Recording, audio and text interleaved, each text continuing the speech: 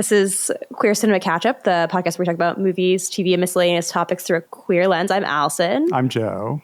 And today is a very special episode because we're joined by Alex Aldridge, a writer on the new Netflix series Wayward, which both Joe and I loved, and we're so excited to have you here, Alex, to talk to you more about it. Hey, Alex. Hey, yeah, I'm excited to be here.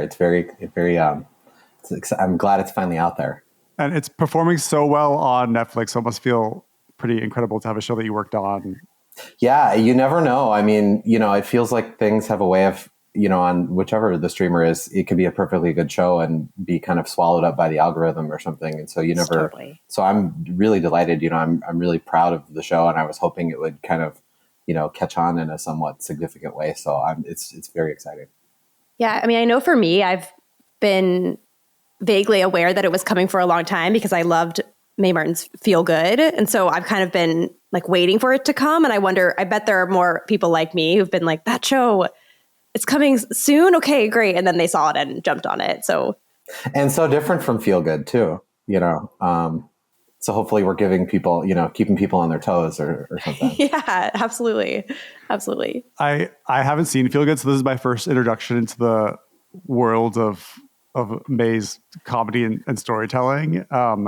But yeah, I guess maybe a first way to kick it off is I had seen you all were working in a physical writer's room. Is that right? Yes. Okay. How was that? Did you know everyone you were working with previously, or was it a bunch of new faces? Mostly new faces. I had worked with our co-showrunner, Ryan Scott, previously. We worked together on a show about 10 years ago. And so that was kind of my connection, planets aligning connection into getting brought into this.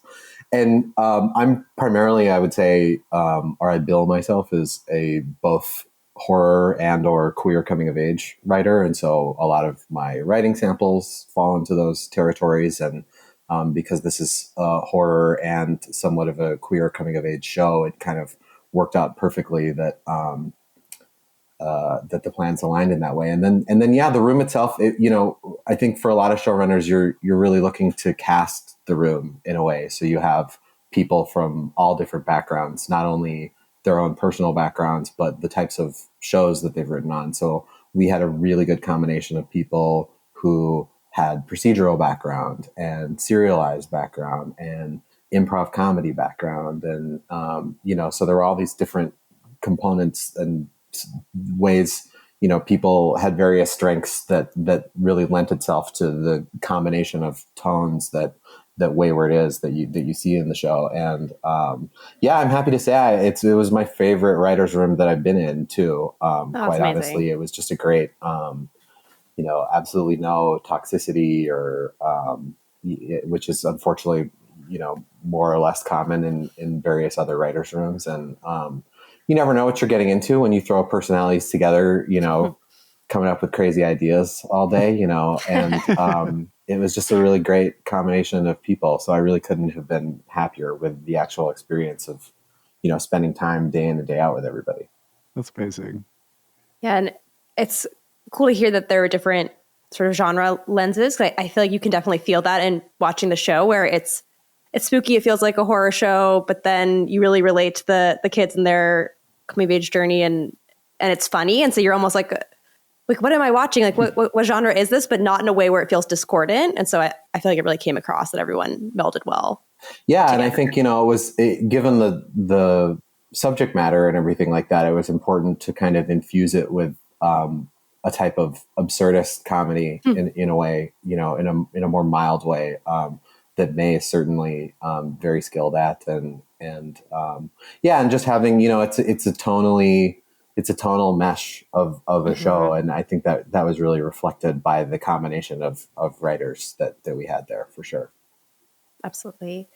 And I had a question. I had read that at least in part, I don't know how big of a part, the show was inspired by Mae's experience growing up with a friend who had been sent to sort of a school for troubled teens, and Mae sort of wondering what would have happened if I had gone to rescue this friend. And then hearing that story and then kind of seeing the show and how many surreal aspects are a part of it too, I'm just so curious to hear Like, how did the show go from that germ of an idea to what it was, if that makes sense? Like, where's the personal end and kind of the writerly process enter the picture? Well, May, when we started The Room, May had already written the pilot episode. Okay. And so we came in with a pilot episode and somewhat of a roadmap for, not a full Bible necessarily, but somewhat of a roadmap for what the storylines in the season on a character by character basis might look like directionally. So they had a very clear idea in a lot of different ways about how the season could progress. But then, you get in there together and it's so much nicer writing with the writer's room than writing by yourself, because when I'm by myself and I'm coming up, I get stuck on something and I'm there burying my head in my hands. In a room, you don't bury your head in your hands. Somebody else sort of picks up the ball and moves it along in different ways, in ways that you hadn't even considered. And then you just sort of yes and each other like that. The entire time in the room, as to the fiction or reality of it, we took it very seriously, the charge that not only were we inspired by this experience that May had with their friend that they grew up with, but also the entirety of the population of people who consider themselves survivors of schools that are similar to this, and that we owed a story that, even though it was infused with various genre elements, that was very accurate to portraying, the experiences of a lot of people in these schools and things like that. And those are things that May's friend may have experienced to one degree or another. They're an official consultant on the show, May's friend. But then also, we did a lot of research, really research heavy room, both in terms of whether it's academic articles that were written about it, or the Paris Hilton book, or just being well versed on how it had been portrayed in various independent films, or it hasn't really been portrayed in another TV show as far as I'm aware. And so just making sure that, you may have this personal experience, but we wanted it to be a more all-encompassing portrayal of the ways that these places operate and the experiences of the people in them and things like that, but then also kind of use the genre side of the show as a way of helping move, those stories along without it coming across as sort of a, infomercial reenactment or something like that. So, hope that answers the question. No, it definitely does. Yeah. It's really interesting to hear that May had a friend that had a personal experience with this. And then you're also bringing up Paris Hilton, who also has been outspoken about the fact that she was sent to one of these. Do you call them a school? Yeah. What is the right terminology? The industry is known, I think, I don't know if it's officially, but as the sort of troubled teen industry. Okay. And these troubled teen schools, some of them are entirely wilderness programs, and some of them are, the more interior institutions that's largely portrayed in the show. Although we do have a wilderness episode 6 is kind of portrays a wilderness aspect of some of these schools. And so, the troubled teen industry, I know that, Paris Hilton has been a prominent face of people, seeking reforms from places like this. And so it was kind of an environment that we wanted to fictionalize, but also use as a vehicle to explore a lot of other themes and experiences. And, just the idea of adolescence and generational trauma and things like that it was just a starting point, this experience that May had, I think. And then we kind of, went from there. Mm-hmm. Yeah, that was something that really, I was, like I said, I was eagerly anticipating the show. I was pretty much hooked from the beginning. I was once a teen girl, so I feel like I like coming of age as well. But then the themes really did stick out to me in a way that really kind of got under my skin, because so much of what it seemed like you were exploring were things that we might generally see as positive, like therapy or breaking our patterns that are keeping us stuck, or exploring intergenerational trauma and trying to stop it. But then or like youth rebelling against age, but then showing kind of how those themes are maybe trying to do that is futile, or maybe there's something sinister about those ideas that we might culturally see as good. Mm-hmm. And so it just really made me like think a lot while I was watching, and also, I was entertained. So it was just an interesting viewing experience. And I'm curious, I'd love to hear more about how you approach theme, I guess in general, like when you're constructing a TV series, but also specifically with this show, because I just feel like it had a lot to say and it felt original, especially just kind of given how our culture looks at some of these topics. Sure. Generally. Yeah. I think, for me personally, theme is something that always, I don't know that this is a popular thing to feel, but for me, theme always is a secondary thing. It comes out of character. I never personally start being like, the theme that we want to explore is this necessarily. It all comes from a starting point of a character, and then what that character decides to do, and the way that we explore, different options of the ways that a character could react in a different environment, and then what that says, as opposed to starting with a target and working it back from there necessarily. I mean, I'm sure May would have a different answer. I'm just speaking for me personally in my own writing when it comes to theme and things like that, and the way that I tend to operate in a writer's room, just as more character focused on an individual pitching level and things like that.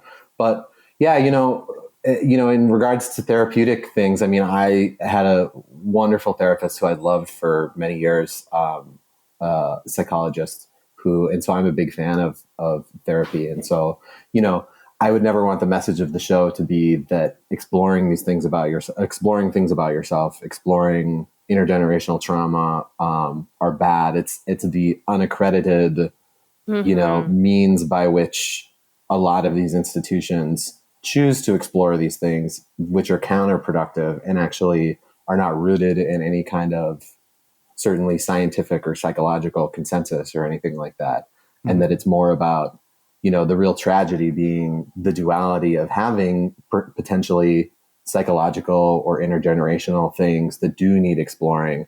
And yet you've been forced into this environment that has been sold to your parents as a way to potentially solve those things.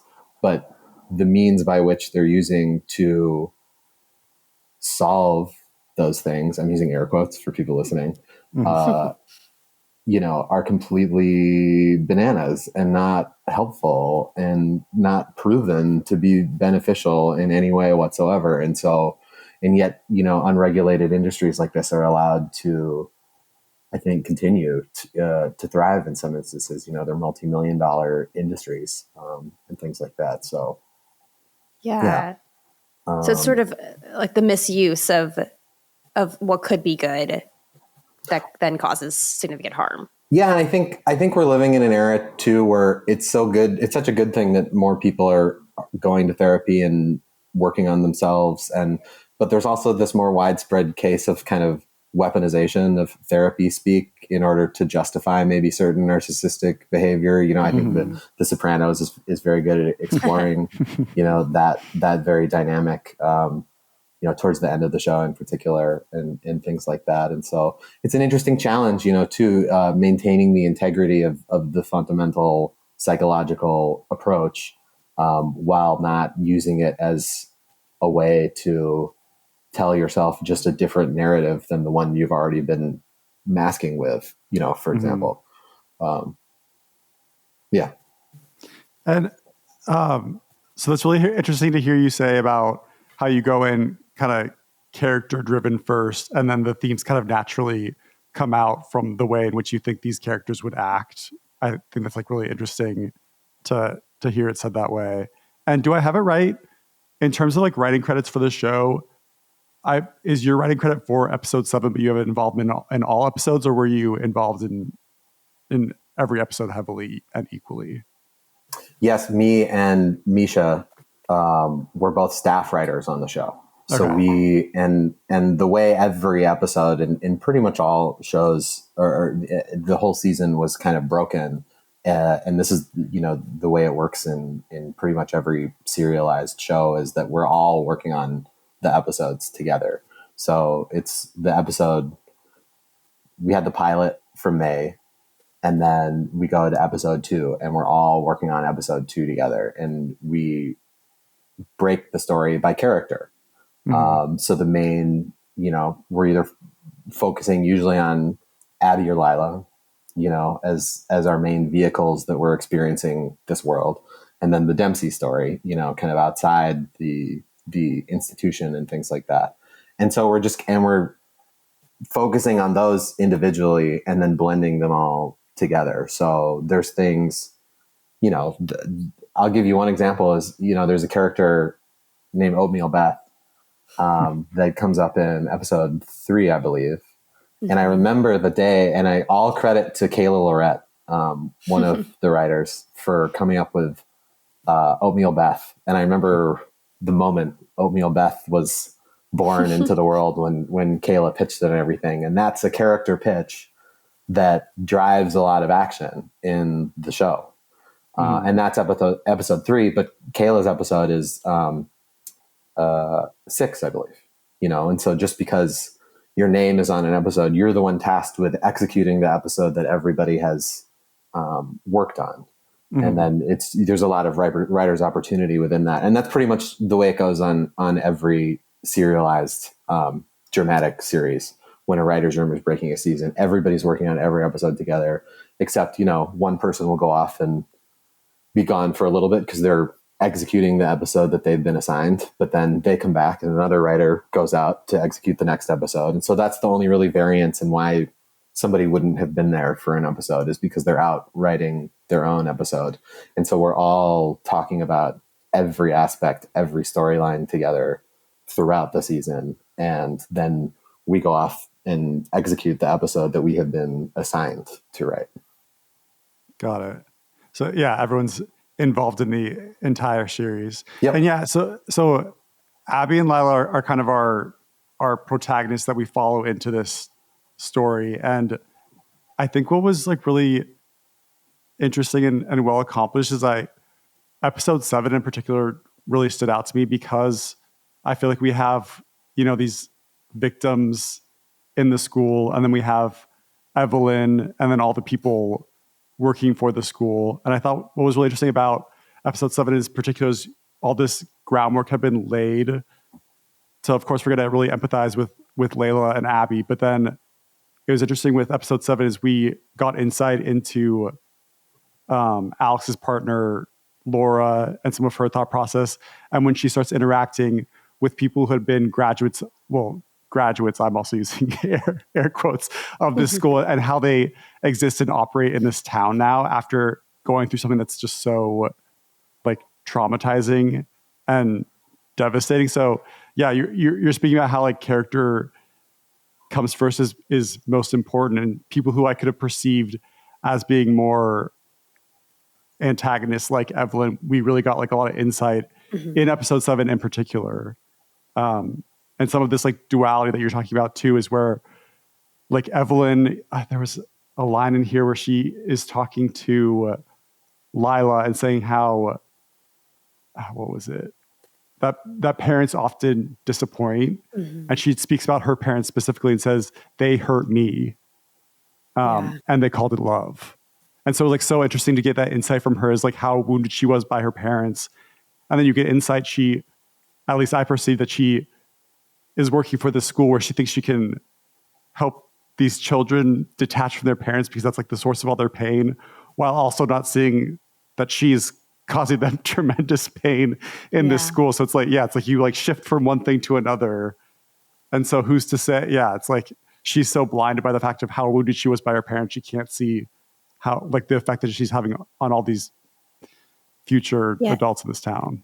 Yeah, we always talk about in a lot of different writers' rooms about, how the best villains, air quotes again, are people who have their own motivations, complicated motivations, and aren't just the mustache twirling villain or anything like that. They have a strong point of view that maybe there's real tragedy in you understanding where they come from, but not because you agree with them, where you're like, oh, that's kind of where you're at, in this. And I feel bad for you, but also you've now turned it into this this other thing, but you're able to simultaneously kind of recognize the tragedy that, in the contradiction that you're talking about, for sure. Yeah. That's what I think was so successful about Laura's character, because you kind of see her toward the end stepping into a cult leader type role, or a role that might end up doing as much damage. It's hard to say. And I know this is a limited series, so I don't know if we'll ever get to see like what that might be. But you obviously we're primed to be on her side from the beginning, because we were in her family from the start. And yeah, same with Evelyn, when you realize that she had a child taken from her. And so then she's kind of constructed this whole school around the idea that she can sever the connection of children to parents so they don't feel any pain. Like it is really well done and moving in the way like those narrative surprises are doled out later on, I think especially help you feel drawn in and able to empathize, even as you kind of look at what Evelyn's doing and you're like, okay, well, that's really not right and should be stopped. Well, and Misha and others can speak to this more a little bit too, but I think it's a little bit born of the idea, speaking of the real life, troubled teen industry, that a lot of times the staff at these real life schools are former graduates. It's not, everybody's not graduating and, trying to reform the institutions, maybe there's, I don't want to speak for anybody, but there are maybe a little bit cult-like similarities in the way that, in maybe tragic ways, in the way that people have told themselves that something was actually helpful. You see this not even just in the troubled teen industry, but like certainly in, I'm sure, some conversion, camps and things like queer conversion camps and things like that, where you unfortunately do have people who have decided or needed to believe that what they experienced was, correct in some way or another. That was also ties into that dynamic in the town of Tall Pines, which we've fictionalized and genre infused, and things like that. But it's born of this idea that there is this cyclical, unfortunate, kind of recidivism that is sometimes the case. Yeah. Hearing you speak to sort of the way, I don't want to say, because it's not quite supernatural, but the idea that this town has decided collectively not to have children and has this ethos, and it does kind of feel almost cult-like, but then it is tied to this school. But to hear you talk about it in connection with the reality of these places, it's making me realize that's probably why I feel so grounded and real, even though you're kind of drawn into this spooky genre setting, and that's entertaining. And we've juiced and elevated a lot of that stuff too, and the town dynamics in Tall Pines specifically. But again, that too is born of this idea that a lot of these, and this is true in private prisons and things like that, where these schools become an economic engine for the surrounding town because of the jobs that they bring. So there's this incentive for everybody who lives in the town to participate in the schools, in a much more grounded, real life way.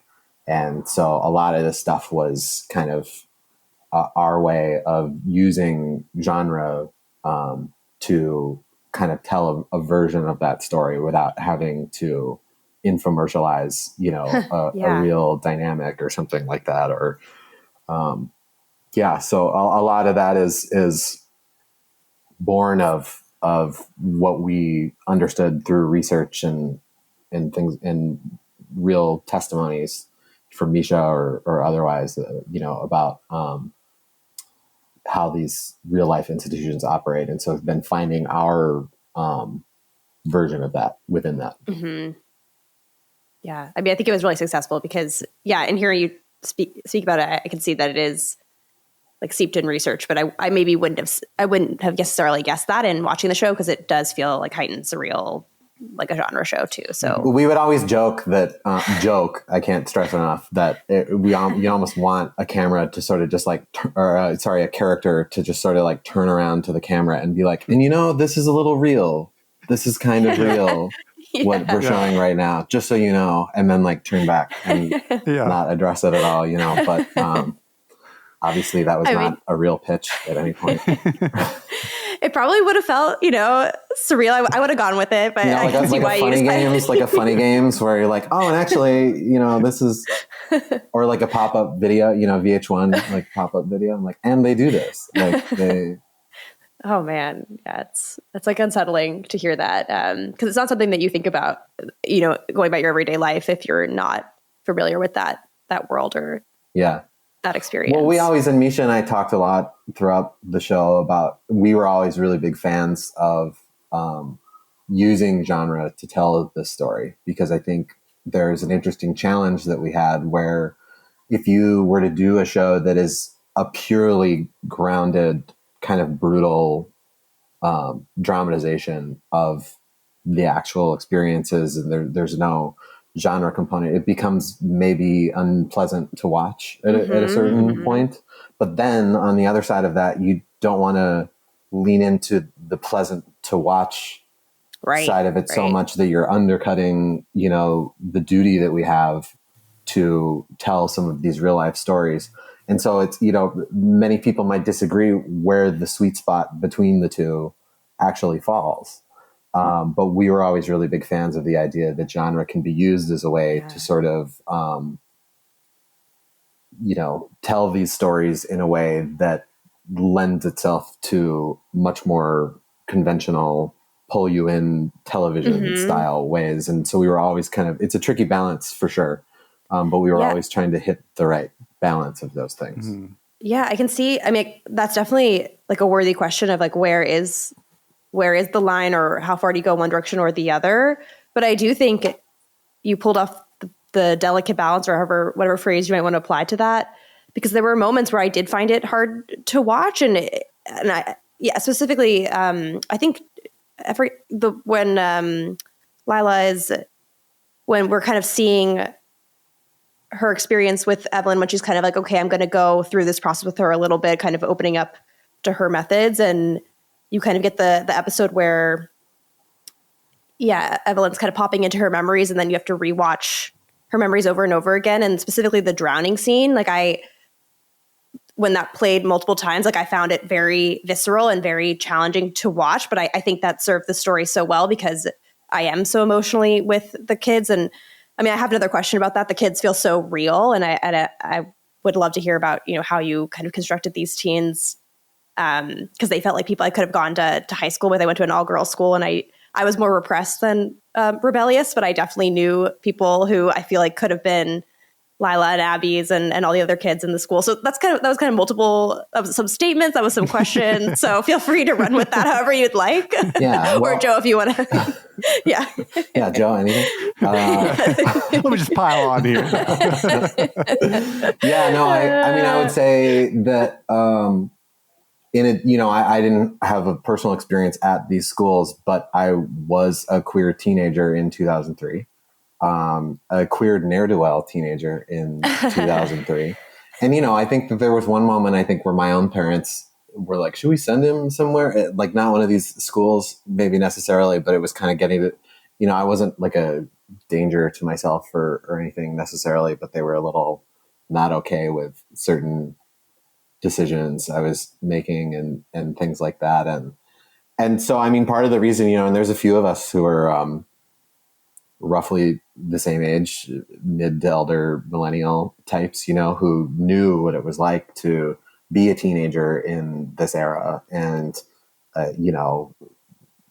test the boundaries of what your parents are allowing and things like that. And we're able to sort of vividly imagine the us that existed back then and what we would have done in this environment. Or, there are two people that I grew up with who, would bear no similarity to the actors in the show or the character backgrounds or anything like that. But I was kind of thinking I had two very Abby and Lila like friends in high school. And so I was always kind of in the room before we had any casting done or anything like that. And you don't want to tie yourself to one actor or another when you're coming up with these characters necessarily. But it was always imagining like, okay, what would my two friends who remind me so much of Abby and Lila do in this situation? Or like, it was a way of sort of grounding it in like teenagers of that time in 2003 and things like that. And so, knowing all the references and,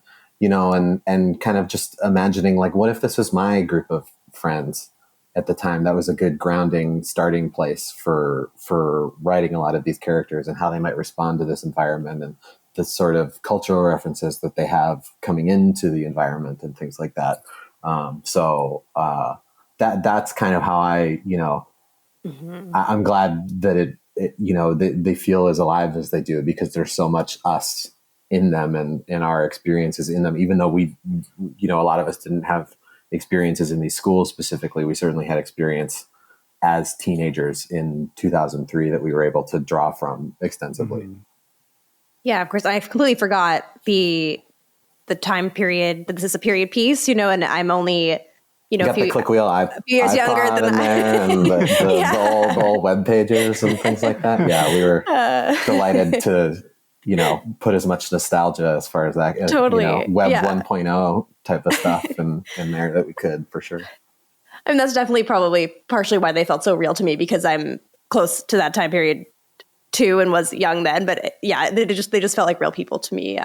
But yeah, so, Joe, did you want to? I feel like I have asked a bunch of questions and I feel bad. And you can limit it to Lila, the actors who play Lila or Abby or anyone in the show. Were there any pieces of dialogue you had written where you were maybe surprised by the performance? Where they like it went in a different direction that you anticipated and you were kind of excited by, or anything like that?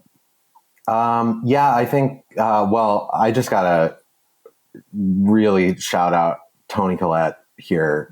Yes. Now this isn't one of the teen characters, but like Evelyn was somebody who just existed in our minds, and we didn't know who it was, and we didn't really want to get attached to anybody in our heads. So Evelyn was just like this person to all of us, individually. And when I heard it was going to be her, I'm like fist pumping, I'm like, yes, that's it. Not only do I love Toni Collette, but it's such perfect casting, like even just from the announcement, and then to see her in the show and all those Evelyn lines, and it's such a unique character, and to just have it just like 1,000% the perfect match of casting and character. I just really have to shout that out. But then with the kids, I don't know her name off the top of my head, but the actor who plays Stacy in the show, I think is just phenomenal. And that is a character who is like straight out of our imaginations, like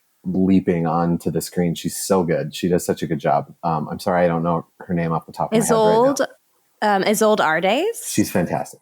Yeah. When we're introduced to her character and she's like treating the school as if it's like the Mean Girls, like high school hierarchy. Like it was just like such a, it was an incredible introduction. And like, that person too. Like you kind of know, and and that character in particular, Stacy, is somebody who I think is very, in order to survive in an environment like that, needs to be that person.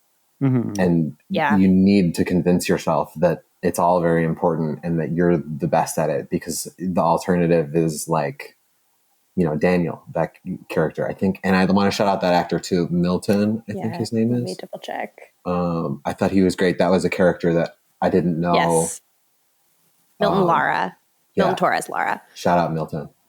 That was a character that I was just curious how it was because it was like, there's a version where it's like too mean, or like it's not mean enough, and Milton did a great job. So those are some, I think. And then, but everybody, I'm really, and then Abby and Lila too. I skipped right over them, but like, these are our two, vehicles for the whole show. And it was like, who are you always wonder, when you cast people, like if the, chemistry is going to work and everything like that, you hope. And they're phenomenal.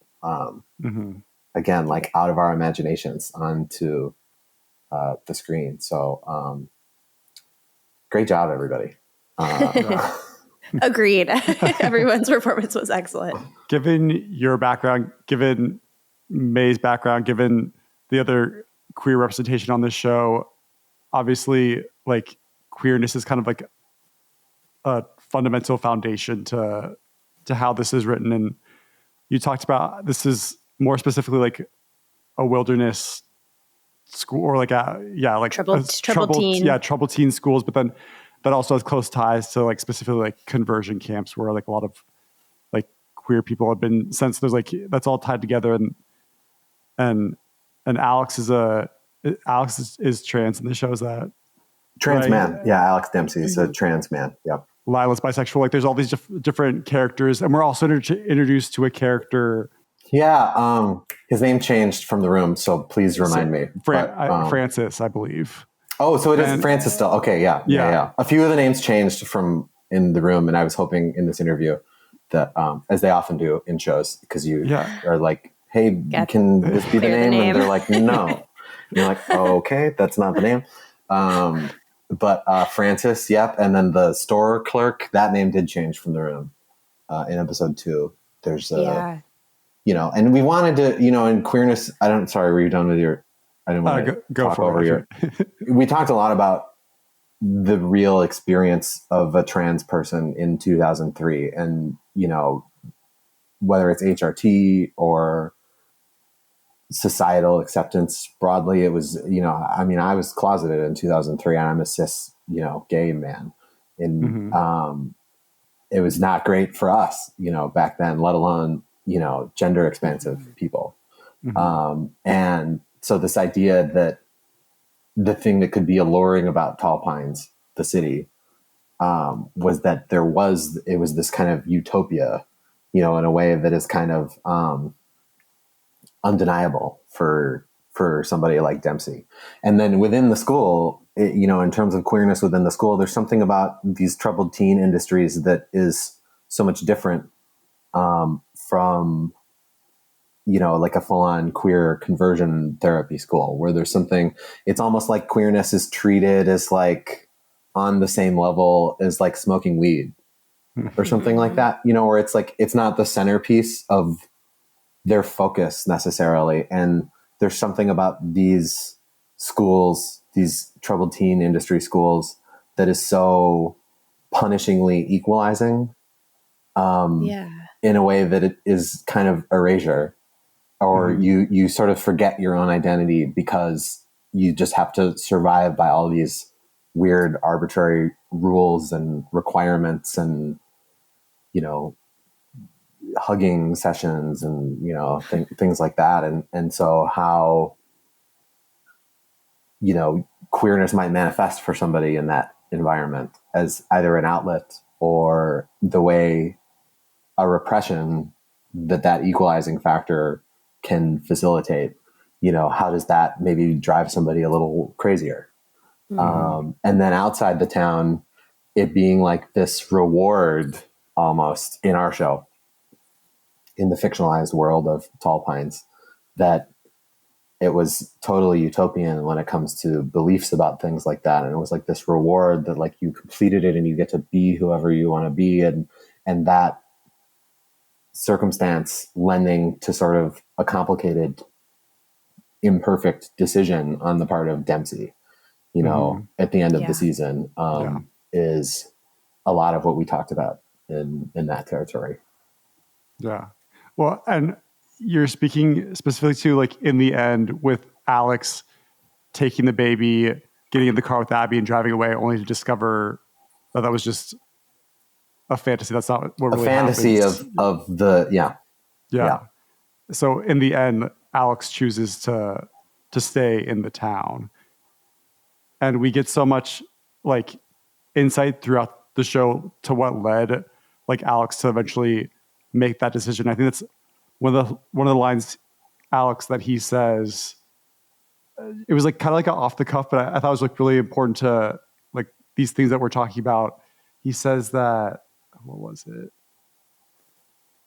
Oh yeah, this place kind of makes up its own rules, and it kind of like speaks to that like utopia that you talk. Like you kind of, and they keep using the word chosen family keeps coming up too, which a lot of times I when I think of the word like chosen family, I often hear that like with like positivity, and specifically like with queer, like myself and friends that are queer. Yeah, it's like a lot of people who may have not like grown up in a family that was very accepting, which is not something that I can speak to personally, but like other people in the queer community who weren't as accepted, they can kind of create that chosen family. So yeah, it's a very like positive aspect. And so I'm hearing chosen family so often in this show too, but then I'm like, oh, that's it. It's a weird inversion. Weird, of that. Yeah. weird and dark for sure. inversion.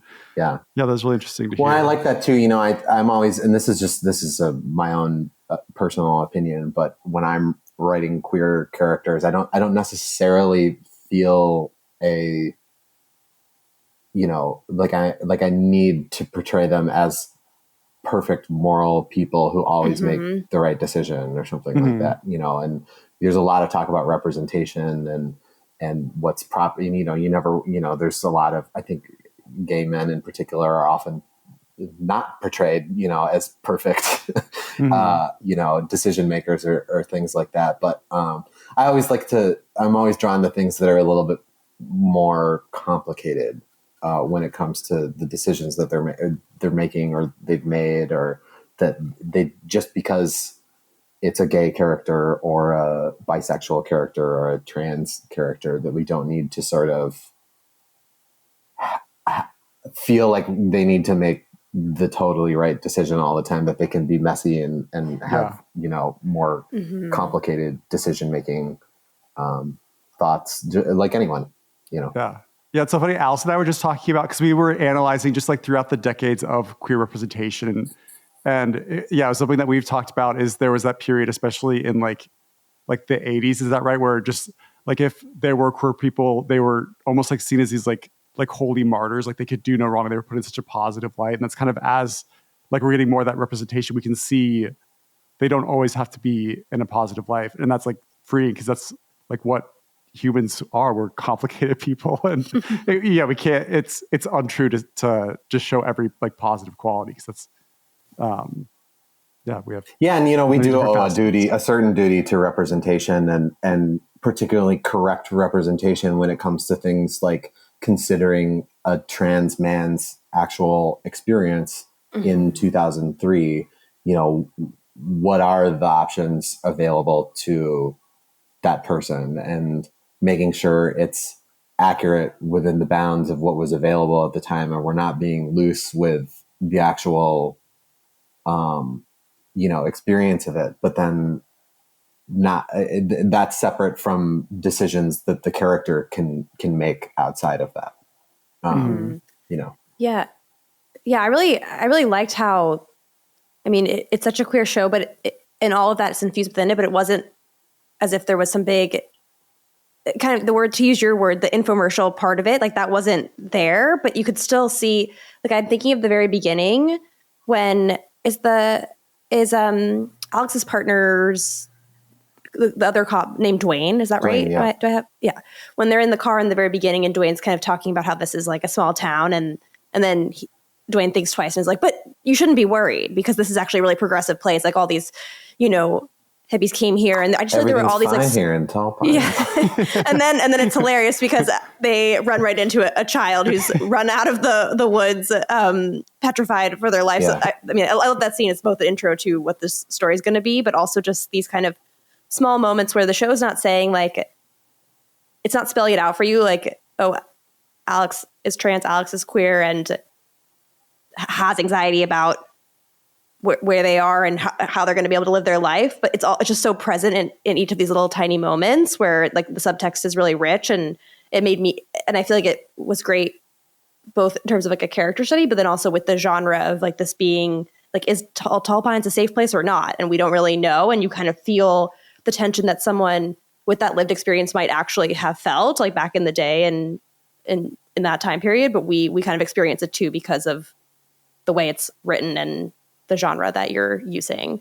Well, you know, and everything would have felt pretty dangerous outside of Tall Pines for a couple like that in 2003. Yeah. We talk, you know, I don't think that's something that is, Dempsey talks a lot about his,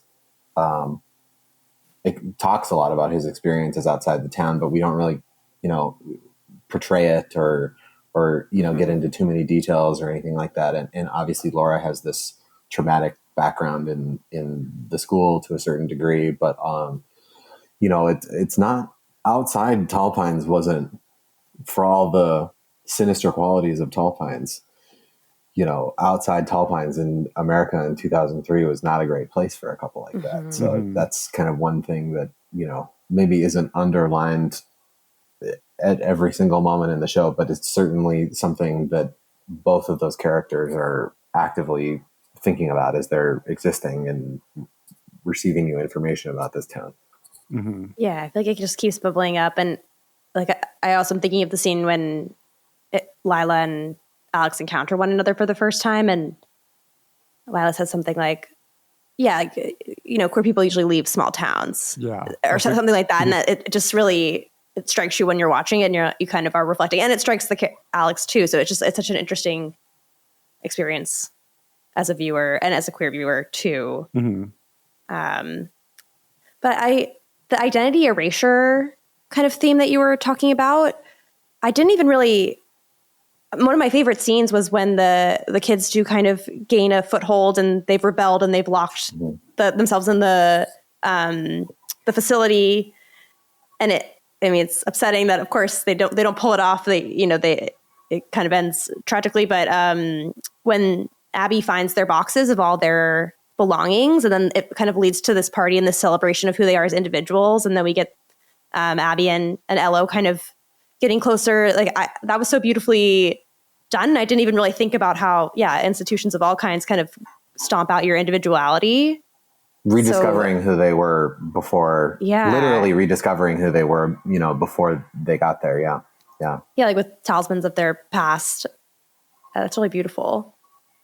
I just, to compliment the writing too, what an incredible job the plot device of like Evelyn shuts off the power, but then it unlocks all the doors to allow them to go into the room and access it. That was just like really well. That just, worked out really well too. Spent a lot of time talking about that entire sequence and making it work, and how it was gonna, drawing diagrams on the whiteboards in the room about what it might. Okay, so this is a hallway, and then they maybe go down here, and making that believable and logistically, working it out. It was a lot of effort for that episode, for sure.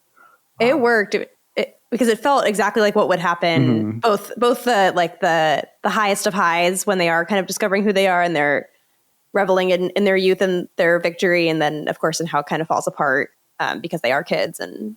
Yeah, a lot of, and we didn't have any sets or anything.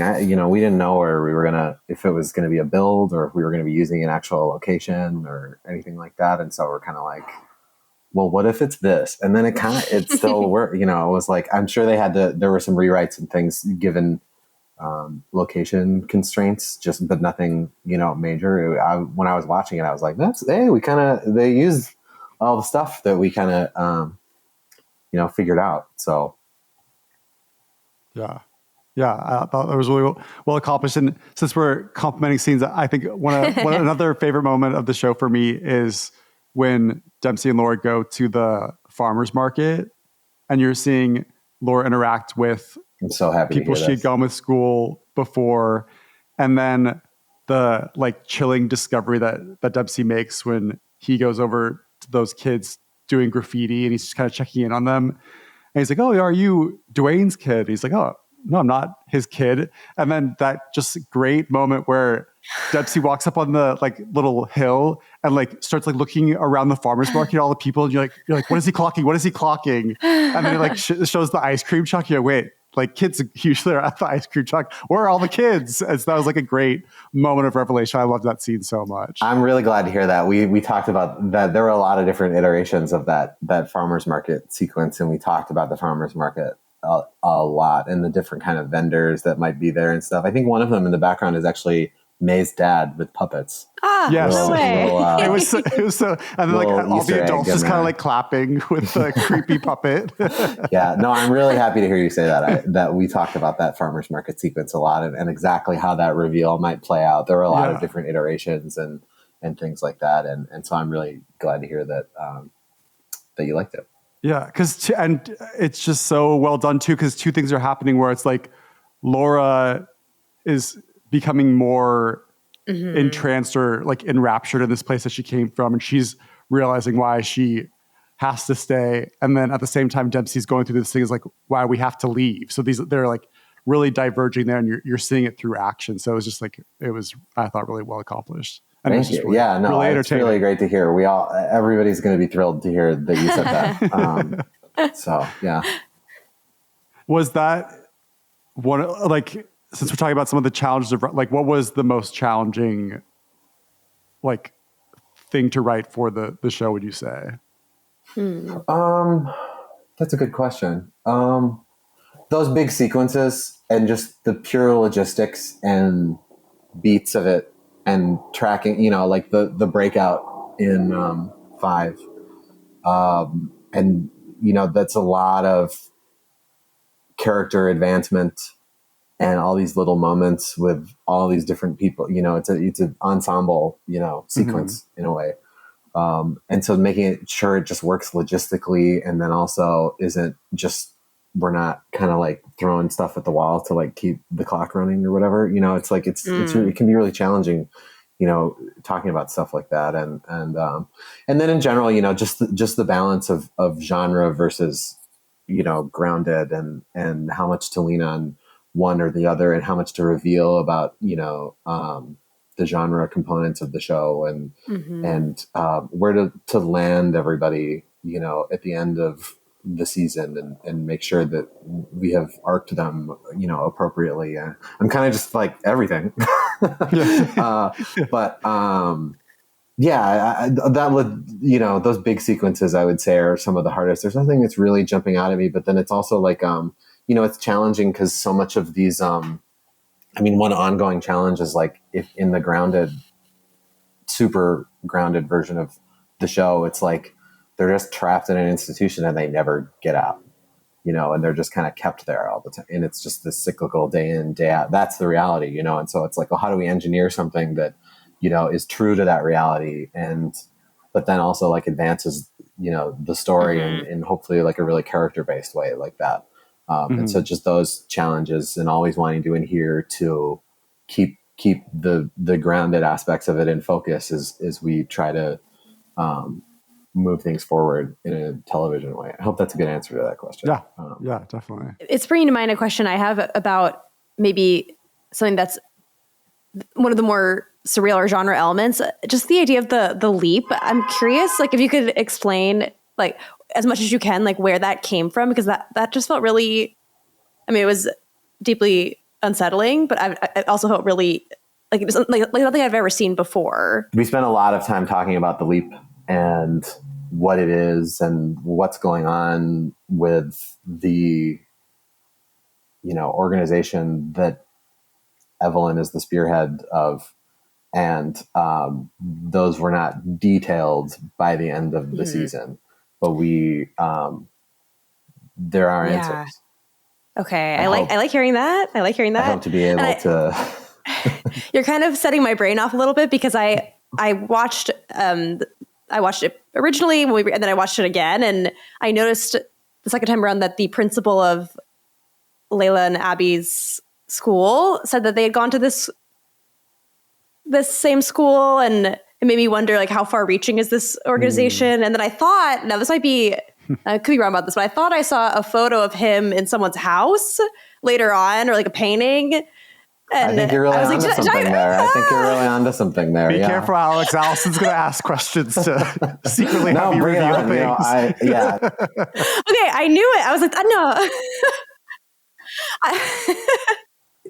It's very unresolved. There's an unresolved nature to a lot of these schools and the way kids experience, and, they go on to the next thing, but, there's not a clean bow tie ending that a lot of people who consider themselves survivors of these schools, are given. And so for us to sort of either lean into an ending to this season that was only concerned with answering genre questions that we've brought into this world, or less concerned with, or more concerned with, tying up these kids' stories in a neat little successful bow, it doesn't feel like the correct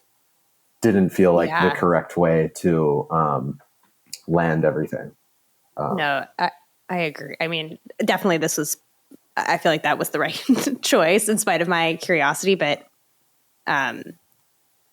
Yeah, and I also feel like just metaphorically, it's strong enough that the idea of the leap that even if I never got an answer, I would be like, oh, that was still like a very compelling, unique thing to watch play out on my screen. But what you just said made me think of another, just to sing the praise of another scene. I love the part when Abby and Evelyn get to have this final sort of face-to-face moment, and Evelyn saying how, oh, Abby, you're going to be fine. You're going to go to college and you're going to leave Lila behind. And the kind thing to do if you love her is to let her go. And then when Abby says back to her, you don't know the future, that was very electrifying because, I don't know, I just feel like kids, going off into the world, coming of age, they are in charge of their own destiny to a certain extent, even if the adults of the world are kind of pushing against you constantly and telling you this is how it's going to be.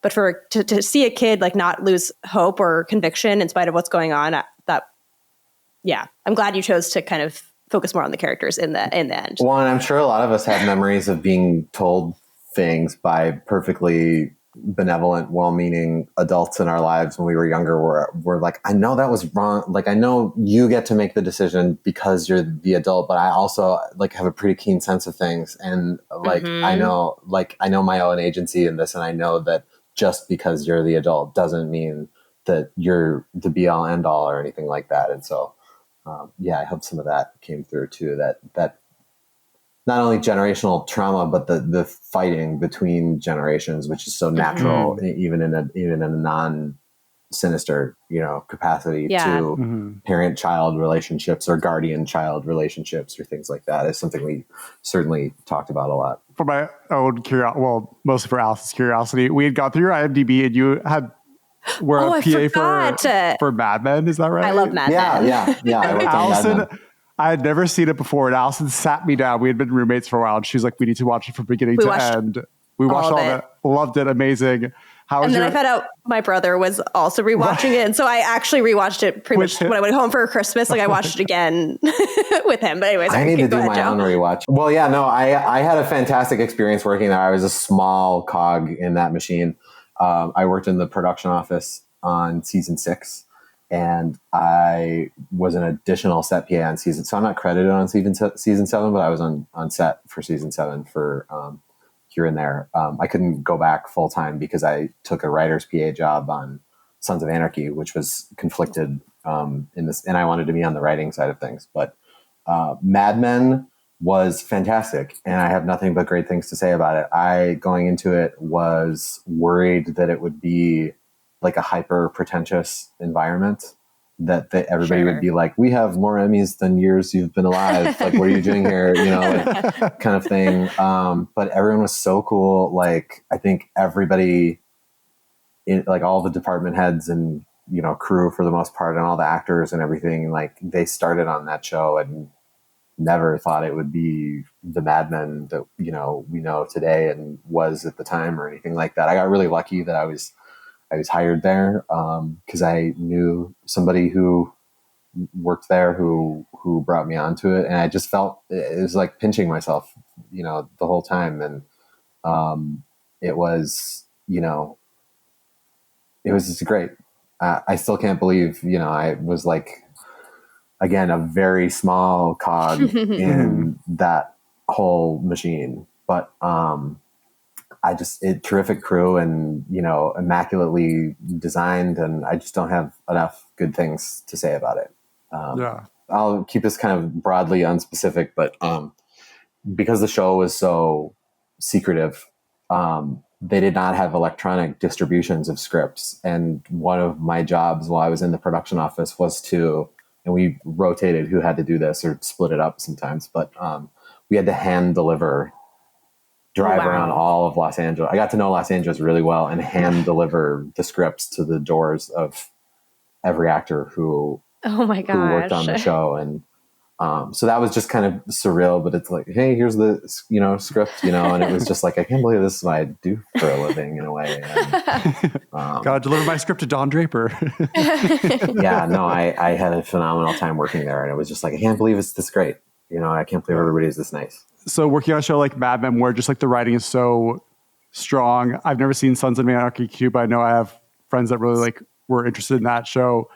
Do did you always know that you wanted to go into writing? Were these shows that like inspired you to go into writing, or is there a particular like movie or TV show that you had watched previously that you're like, I need to be a writer? Or how are you drawn to it? Yeah, I always did know. I think in high school and maybe middle school, I thought I wanted to be a film critic because I grew up in suburban Minnesota, and I just didn't feel like I could ever move to Hollywood or whatever.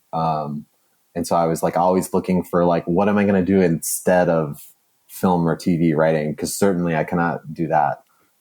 Sort of very Midwestern ingrained mindset, you know. But then in college, I went to film school at DePaul University in Chicago. Oh, no way. I went to Loyola. We were neighbors. Hey, enemies. Okay. Yeah, enemies. No, but and in film school, I gravitated towards cinematography. So I was a grip and electric and a camera assistant and stuff like that because I felt like I really needed to like learn a trade. And I was like, I'll learn a trade and then I can sort of write on the side. And so that was always kind of, and then I moved to Los Angeles and I thought I was going to get a job at like a camera house or something like that. And I was like, and then I'll write on the side. And so it was always like, I was always just telling myself that I like, was like, oh, and you figure that out in the background of like whatever your actual job is. And then Sons of Anarchy, I worked on for 4 seasons. I started in the production office and then I was on set for 2 seasons. And then the writer's PA position opened up in the final season. And that was my first job in a writer's office and learning how a room works and, reading the notes every day and kind of reading every draft of every script and being there at the table reads and, all that stuff. The combination Mad Men, Sons of Anarchy was kind of like a really cool grad school for me. Yeah. Because I kind of just got to see all sides of both of those very different shows. And then, from there, I've just been, mainly a writer's assistant and script coordinator since Sons of Anarchy. And just kind of, again, that whole time, like working on my scripts in the background. And, so it's been a long, I feel like some people move out here and they're like, I'm a writer, I'm 22 years old. And like, this is me. And I just was never like that. For whatever reason at the time. And so it's been nicer to have a longer progression maybe. And cause I've learned a lot along the way in ways that have benefited me. When I finally am a full-time staff writer in a room, I've seen a lot of the way it's done in a lot of different environments and things like that. So I'm able to pull from the totality of that experience to contribute effectively. Do you have any advice for, let's say, someone in a small town in Minnesota right now who's looking to break into screenwriting? The entertainment landscape is just constantly changing, and the route from like PA writer's assistant to staff writer, is that something that screenwriters are still doing today, or look, it's all, I mean, my advice is it's always been the hardest thing ever and very unlikely. It's like saying you want to be a quarterback or something. I'm not a sports guy, but it is like, statistically speaking, like it's always been hard, and it's especially hard right now. It's a tough time for the industry, but it's always been hard. And learn to like the process of writing, and whatever you're doing doesn't need to be in the industry. Have that thing you're working on because you're really drawn to it. And the one thing that cuts through however difficult the actual industry is like a really good script. And don't write with that pressure. Like it's easy, it's hard to sit down and be like, okay, this has got to be really good. And, sort of focus on your craft, as it were. And you could do worse than just, even if you're still in Minnesota or Illinois or wherever, and you want to do this, it's one of the, you only need you and a word processor. You don't even need Final Draft yet. Just get it down. There's actually a book that I would like to recommend. Yeah. That is not a screenwriting book. Okay. And it is called How to Write One Song by Jeff Tweedy. And it's about songwriting, but it is about the sitting down to be creative with yourself and getting there in a way that you could extrapolate to your own craft very easily. It's my favorite creative book. and it's an easy read. It's not very long. And if that doesn't inspire you to sit down and enjoy your craft, maybe do something else. Good luck. Alex, thank you so much for sharing your experience about Wayward, about your writing journey and all that. It's just been a great conversation. Truly. Yeah, thank you really so much for having appreciate me. it. This has been awesome. This has been really cool. So I really appreciate it. Well, that was our interview with Alex Aldridge, a writer on the new Netflix series Wayward. And we are so grateful that Alex joined us. It was such an insightful and exciting conversation. And now we want to talk a little bit about our experience of watching the show. Mm-hmm. There was one line that he said, maybe you can help refresh my memory, where he talks about people going into this place for troubled teens. Mm-hmm. And he said something about how it was like the great equalizer, or he used some, what was that term that he used? I think he did say great equalizer, I believe. He was talking about how in these institutions that are not, especially those that are not, like not a conversion therapy type program, but specifically a program for troubled teens, queerness, especially back in the 2000s, was maybe treated on the same level as, say, like smoking weed. And the idea that you enter into this place and it's almost like an identity, how did you describe it? An identity diffuser, like you just kind of lose your identity. It's like stripped away from you. Mm-hmm. And so whether you're a queer kid or a kid who was into drugs or whatever brought you there, it doesn't matter because of the way these institutions treat people and dehumanize them. Mm-hmm. You kind of get, at least that was my understanding of what he said. Yeah. And I thought that was really true in the show, in that characters who were kids were queer, characters who were adults were queer, and was always a part of the story. But how do I explain it? It wasn't the focal point for a lot of the characters within the institution. Mm-hmm. Well, and yet it bubbled up all the time. Yeah. But go ahead.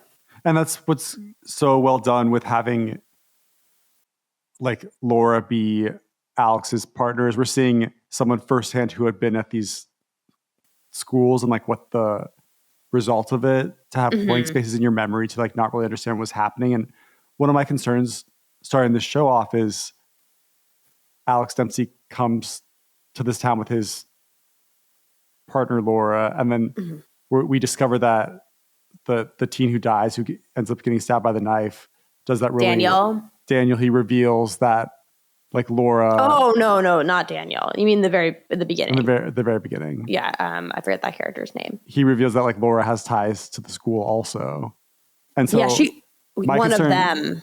Yeah, is one of them. Was the phrase? So it's like, oh, like who? Like, what do you mean by one of them? And then my mind started like kind of villainizing Laura. It's like, oh, she's not revealing stuff to us. What are we going to find out? And that's kind of where Alex was talking about. He had to be, in writing this, had to be really careful about like not dipping too far into the genre, because like you feel like so often in genres, like people become these like archetypes where they're almost like removed of their humanity and just this is the villain, this is the good guy, this is the bad guy. And I was really surprised and impressed how nuanced the show was, speaking to all the characters, but especially with Laura's character, where she was walking that fine line where you could really understand her experiences, how it led her to where she is, and how she's trying to rebuild. And it's frightening to see, because you could see how easily she could veer off into Evelyn territory, but she thinks that she can be, she could do what Evelyn was trying to do, but the more humane version. But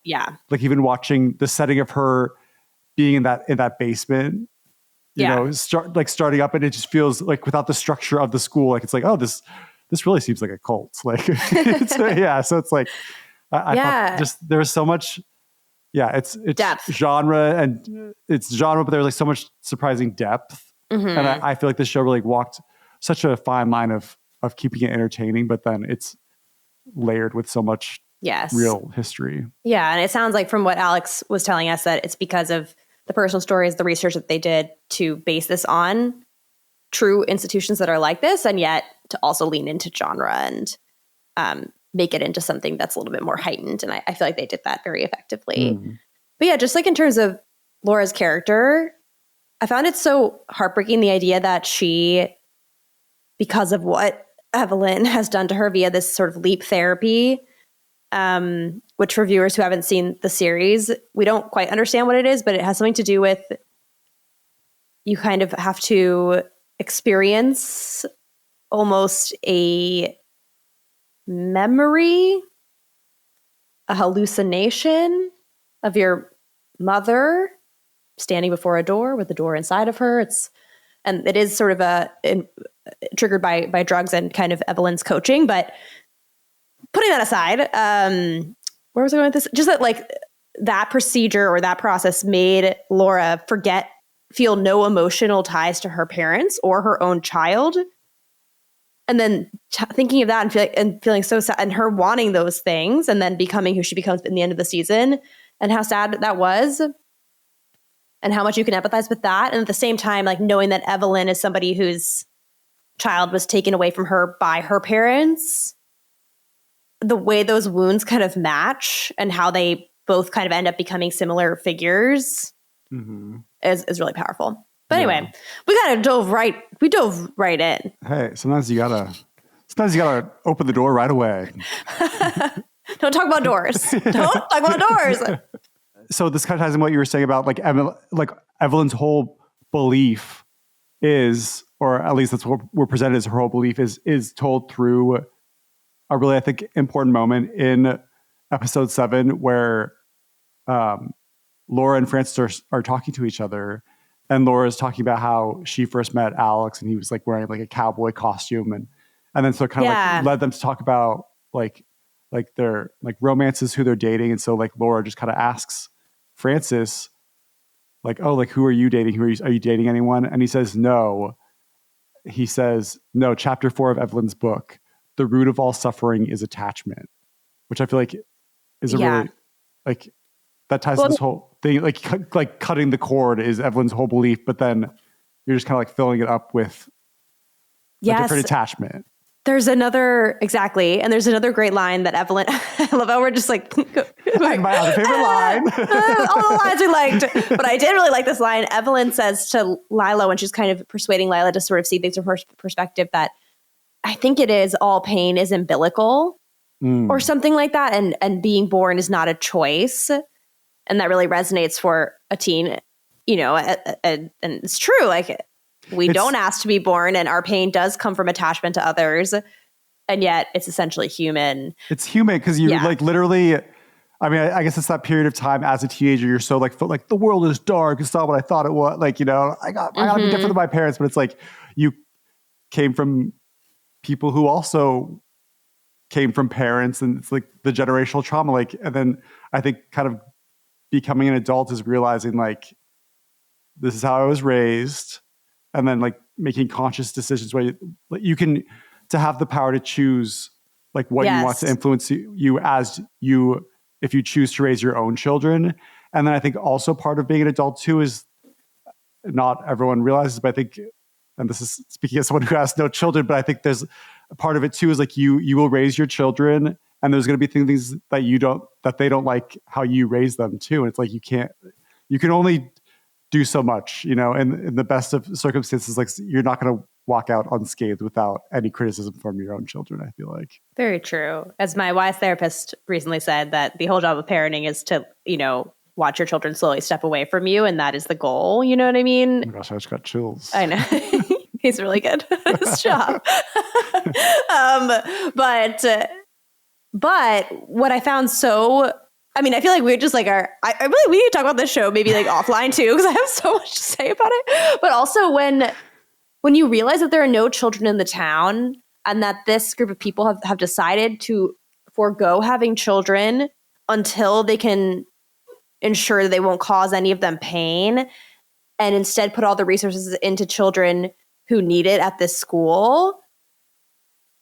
I forget. I think it's Laura who says like, it made sense to me. It's a sound idea and it does on paper, especially, I don't know, especially like in our world today when people are talking about like climate change and the state of the world and is it right to have children? It's like, you can kind of see why people would arrive at that conclusion.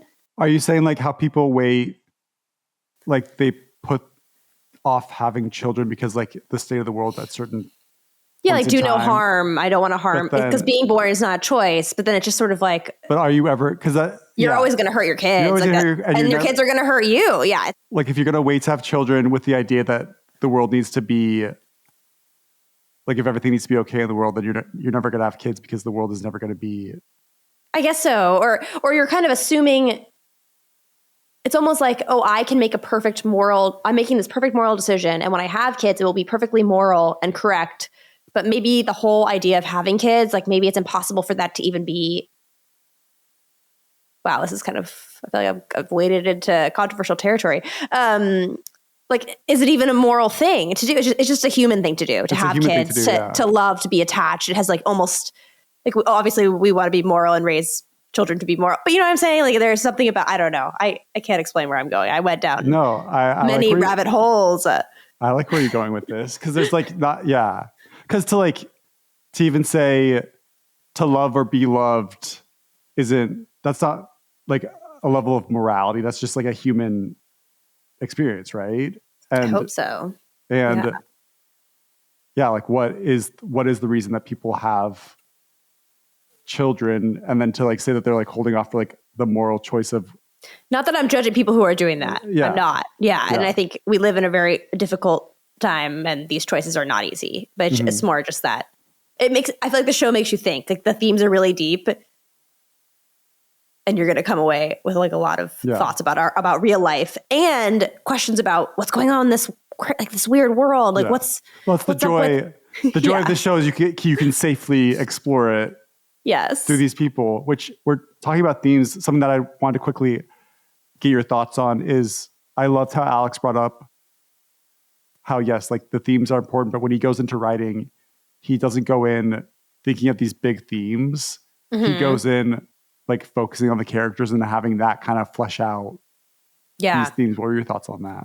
I mean, I don't think there's a right or wrong answer. I think that said, I think that's right. I think it should be about character first, and it should be an exploration of character, and you should take the character and thus the audience on an emotional journey.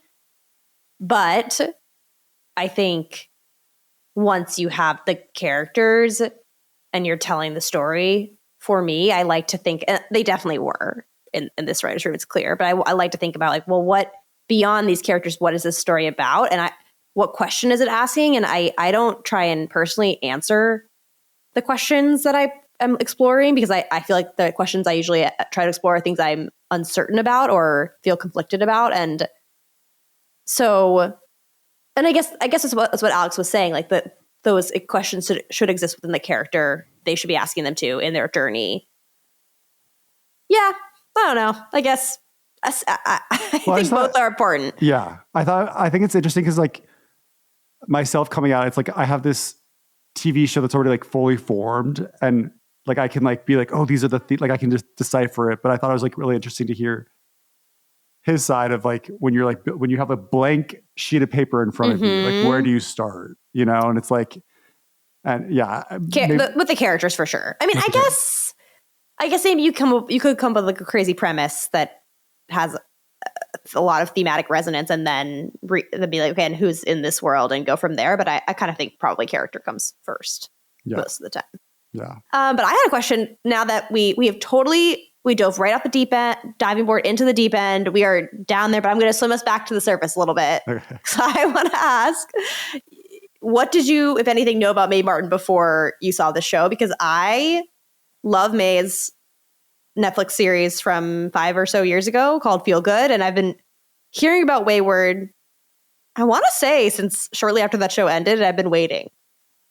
I'm ashamed to say that while I recognize Mae Martin, I thought of them thinking that they were a stand-up comedian. Yes, and they are. And and in Feel Good, Mae plays a stand-up comedian. It's kind of loosely based on their life story, I believe, if I'm remembering correctly, at least in part. And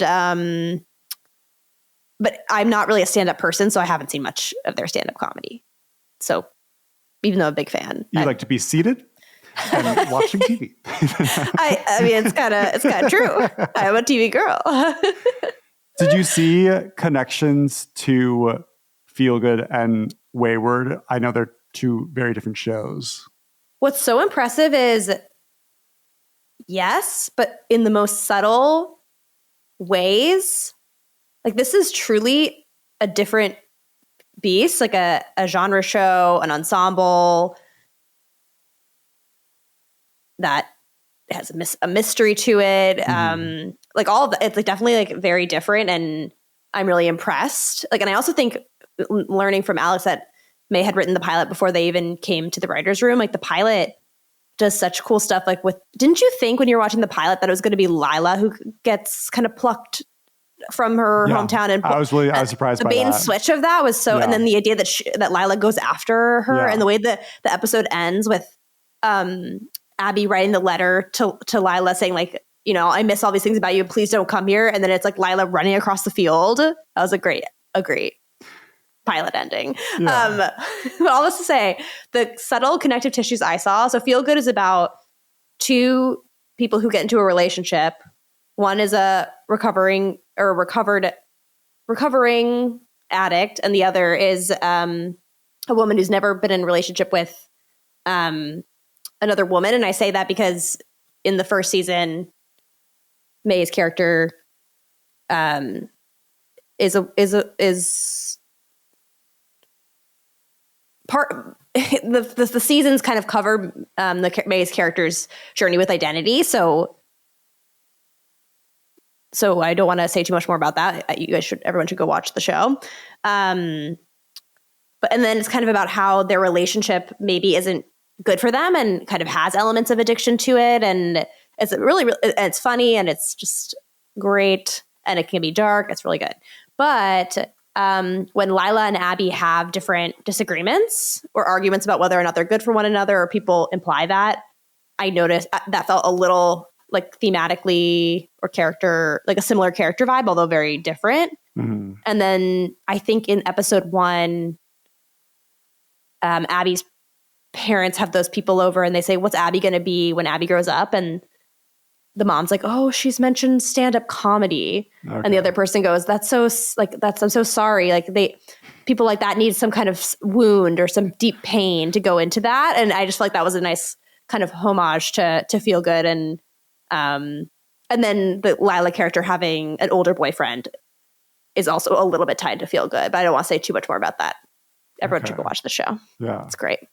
Which, interesting, Evelyn, in her little monologue to Lila, her history too, she was dating a older man. Yeah. So interesting.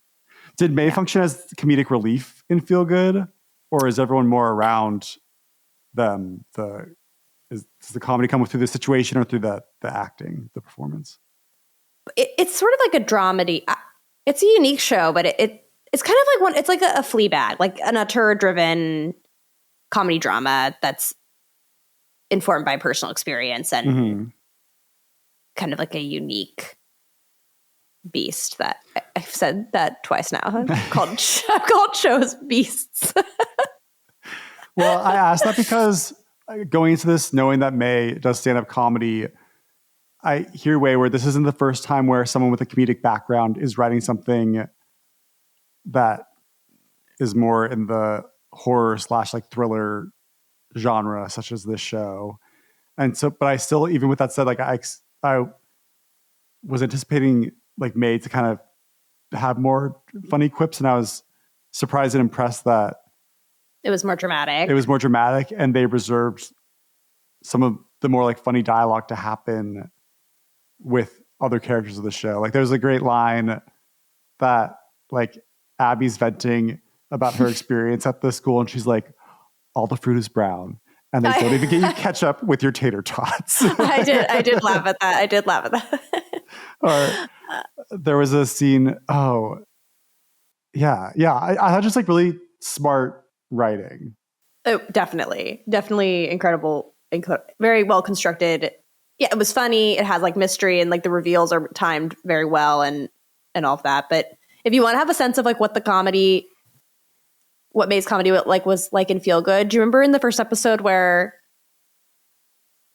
Alex has kind of been out all day, like learning about how this town's kind of strange? I can't remember exactly the context, but he's a little unsettled, and then Laura's talking to him and trying to get him to relax, and he's like cooking something on the stove, and then he goes, "I am relaxed," and he like grabs burns his hand. I love that. And scene, then I forget what he says, but it's like very funny.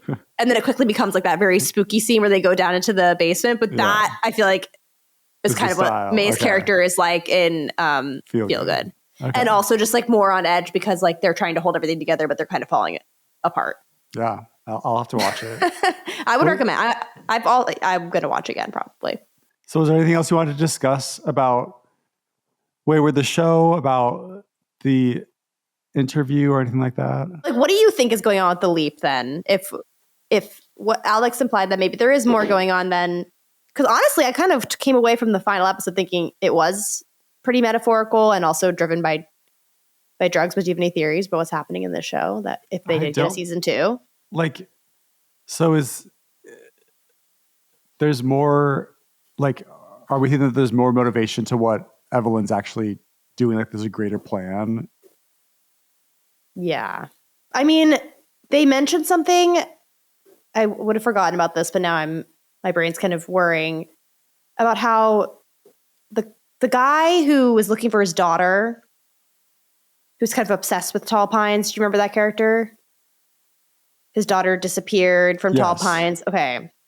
He says something to Alex being like, oh, the school is backed by a shell company, Poderoso, which is the name of the original cult. And so and then Evelyn also said something like, we had to send one of our students, the girl who overdosed LO, to one of our other schools. Oh, I was kind of shocked to hear that there were other schools. Yeah. So now I'm thinking, I don't know how the town fits into it, but maybe the idea is that they try and take as many of the rebellious kids as possible to kind of make society, to place them out in society in a way where that's all I got. They're doing something in all these different places and they're sending their best pupils back out into the world. Yeah. I guess I'd be curious what the timeline and history of the school is too, because is Laura the first to have a child? Yeah. Okay, well, also, you're making me remember that the guy from Orphan Black, John Fawcett, is involved in this show. And maybe they're doing a bunch of different experiments. Like, that would be very Orphan Black. Like, maybe in another community, they have to have kids. Oh, interesting. You know, I don't know. Each society is exploring something different. I don't have a full thought out theory, but I could see it could go to a lot of cool places. Yeah. Yeah, for me, I'm glad that you brought up asking if there was more to the leap, because I kind of just accepted it at face value of, okay, you like do the leap and it erases your guilt. And there's like sure, like to erase things from your like bad memories, like like what you're talking about, like on paper. Yeah. That seems like that's nice to like not have the things that we feel bad, that decisions that we've done in the past, to just like erase that guilt from ourselves. But like we're talking about, to be human, it's kind of like we that's how we learn and we grow, are the mistakes that we made in the past, and to erase that, like what does that even mean to, I feel like that kind of removes your humanity in a way. Yeah. And you're reminding me more of that scene with the man who's searching for his daughter. He specifically says something like, oh, well, of course they're raising them to be spies who don't have any emotions. So maybe it's like a military endeavor. I could see. And that. Also that is kind of connected to that time period, the 70s. I wish I could call up my MFA friend, shout out to Peter, who knows all about this and is the reason I even know about this. But, you know, like the CIA giving that one small town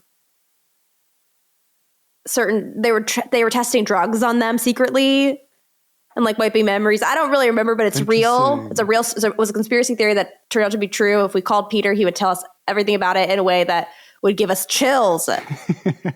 And so I think that they probably drew inspiration from that too, just given on where they situated it in history. Oh, no, that gets my brain thinking is this show is set in 2003. And it's like, oh, it's like the nostalgia of like the people writing this show. They were that age at that time, but does it also work out because we need Evelyn to be from the 1970s? Yeah.